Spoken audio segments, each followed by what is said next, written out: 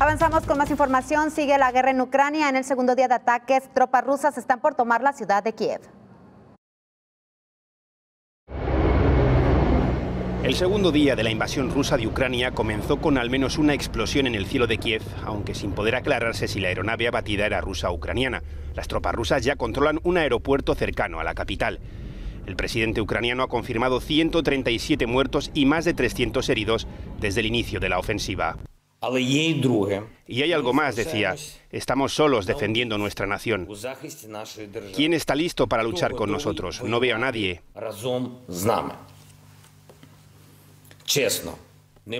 ¿Quién está listo para garantizar la entrada de Ucrania en la OTAN? Todo el mundo tiene miedo.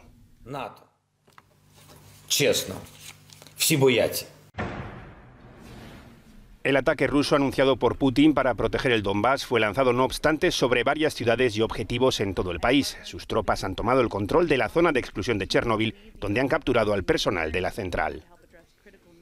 Esa toma de rehenes ilegal y peligrosa que puede impedir los esfuerzos rutinarios de esos civiles para mantener y proteger las instalaciones nucleares es alarmante y preocupante, decía la secretaria de prensa de la Casa Blanca.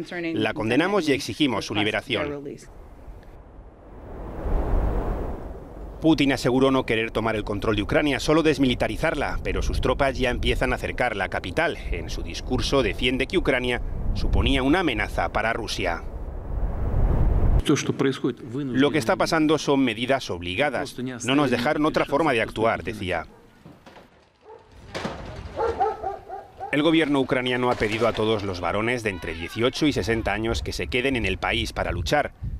Aún no está clara la intención final de Putin, pero algunas informaciones apuntan a su intención de derrocar al actual gobierno e incluso instaurar uno nuevo a medida.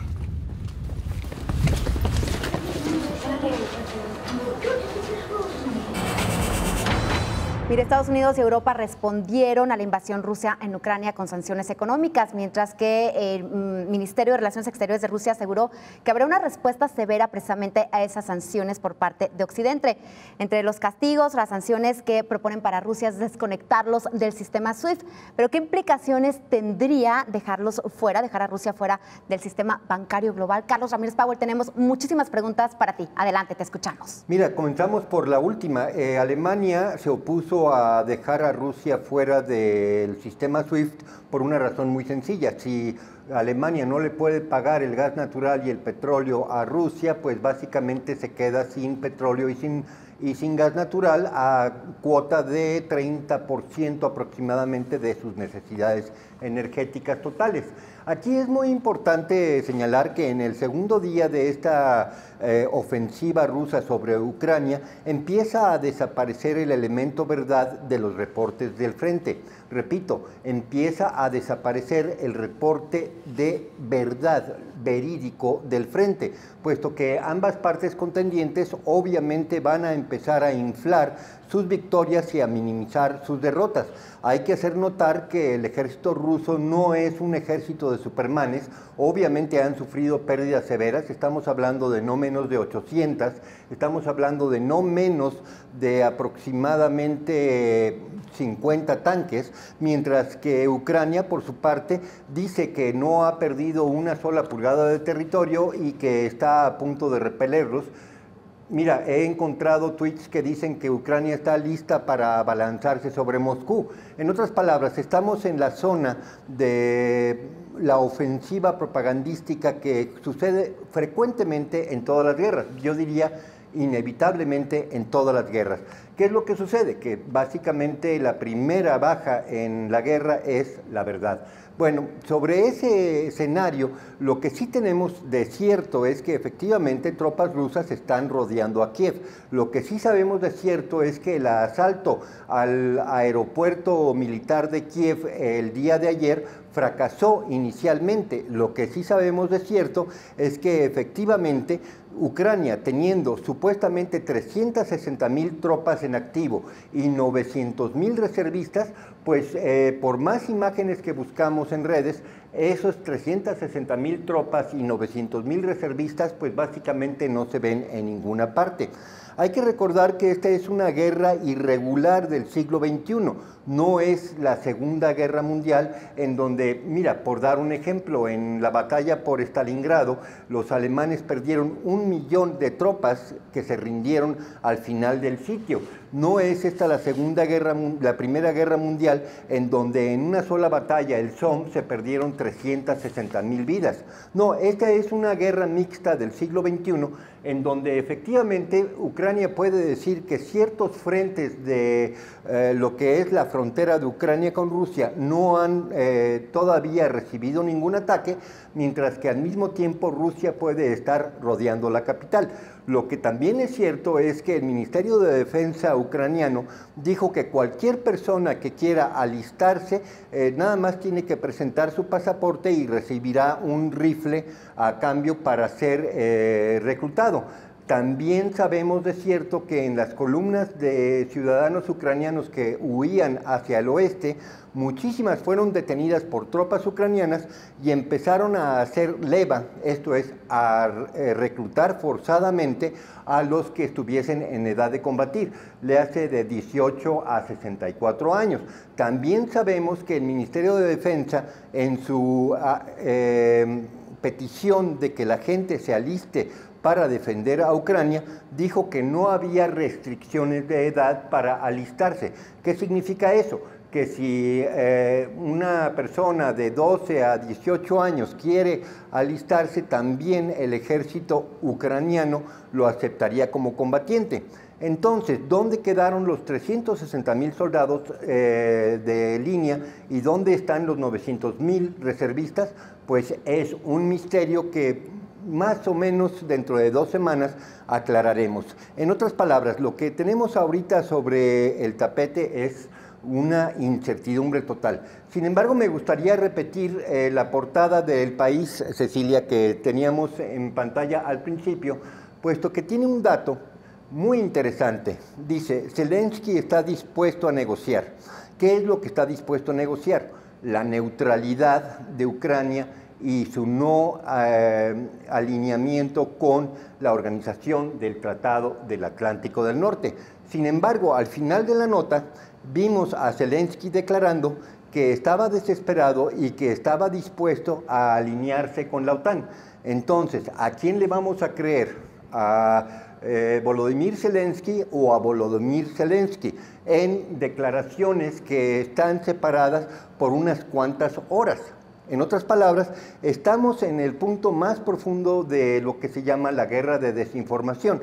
Así que es poco probable que vayamos a entender lo que está pasando hasta que no se aclare en el campo de batalla. Ahora bien, a Rusia no le está yendo del 100% lo que tenía planeado realizar.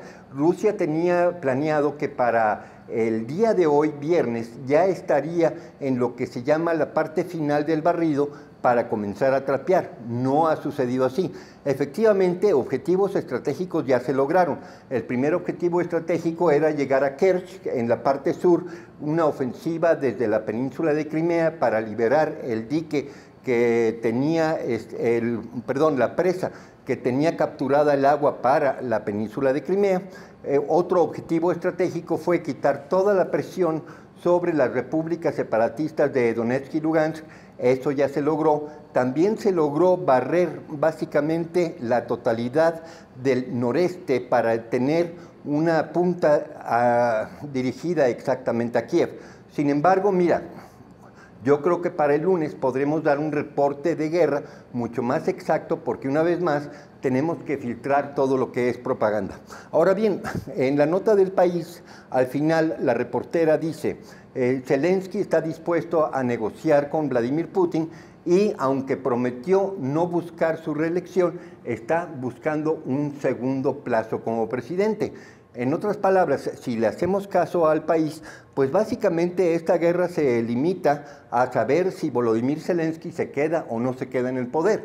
Por otro lado, ¿por qué estamos en esta etapa de negociaciones si durante 8 años hubo la oportunidad de aplicar a través de los acuerdos del Tratado de Minsk, de aplicar exactamente lo que ahora Volodymyr Zelensky está dispuesto a sentarse a negociar? En otras palabras, estamos en una guerra perfectamente inútil, una guerra de 8 años de agresión hacia las repúblicas separatistas, una guerra de, vamos a llamarle, de desinformación, en donde el objetivo de los Estados Unidos era integrar a Ucrania a la OTAN. En otras palabras, estamos partiendo este viernes, digamos, de cero, regresamos al 2015 y a ver qué sucede. A ver, entonces, con todo este conflicto, Rusia estando con sus tropas en Ucrania, ¿Ucrania todavía tiene la posibilidad de ingresar a la OTAN?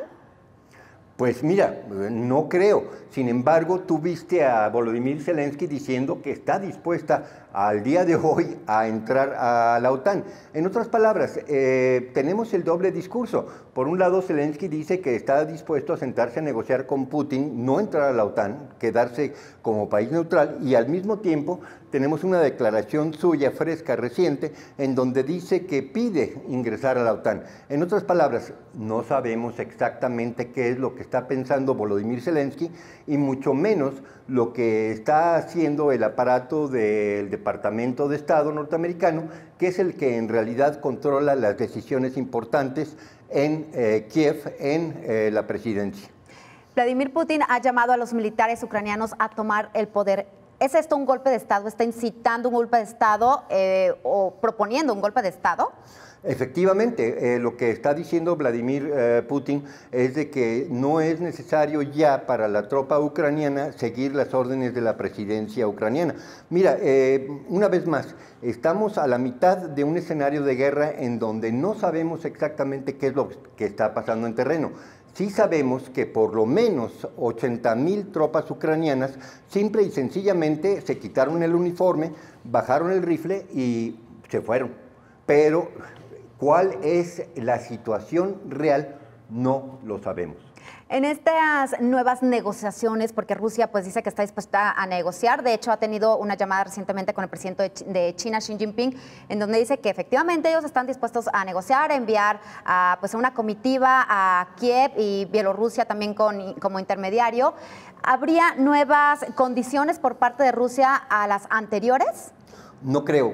Rusia ha sido muy tajante en señalar que su objetivo estratégico principal es lograr la neutralidad de Ucrania, por un lado, desmilitarizarla, lo cual ya ha logrado al 90%. Esto es, Ucrania se ha quedado básicamente sin aviación y sin una punta de blindados importante. La tercera, la desnazificación, es un proceso que va a tomar mucho más tiempo, porque efectivamente estamos hablando de unidades irregulares y de básicamente lo que era un partido político dentro de Kiev, que tenía una presencia mediática y política muy importante, que es Pravy Sector y Svoboda y su batallón Azov, estos financiados entre otros por Igor Kolomoisky.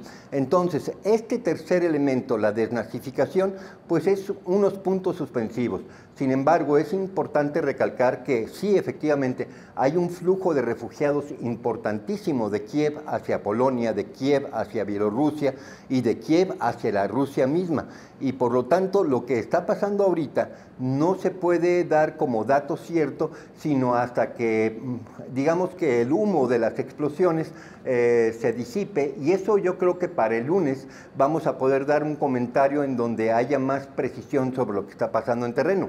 Cosas que podemos asegurar. Kiev está siendo en este momento rodeada y tropas rusas ya están en los suburbios de Kiev. Cosas que sabemos de cierto es que básicamente todo el punto de disputa entre Rusia y Ucrania de 8 años, que era el tema hidráulico de Crimea, ya está resuelto. No sabemos cómo se va a resolver lo demás. Sabemos si se están atacando a civiles, porque bueno, Vladimir Putin, y tú lo señalabas, han atacado zonas estratégicas, cuestiones militares y demás, pero se sabe si lugares civiles donde vive la población, porque la mayoría de ellos, muchos han tenido la oportunidad de salir de Ucrania y otros se han quedado en refugios, Carlos. Es inevitable que en una guerra, y es por supuesto uno de los aspectos más lamentables de cualquier conflicto militar, es inevitable que haya bajas de civiles. Sin embargo, esto no se parece a Bagdad, cuando la campaña de terror y asombro que efectuó Estados Unidos en el primer día de la guerra contra Irak, en donde básicamente destruyeron a la ciudad de Bagdad en 24 horas y la estuvieron bombardeando durante 2 semanas. Esto es muy distinto. Perfecto, Carlos. Pues el lunes nuevamente platicamos de este tema, cómo va avanzando esta situación. Esperemos que mejore por el bien de todo el mundo. Muchísimas gracias.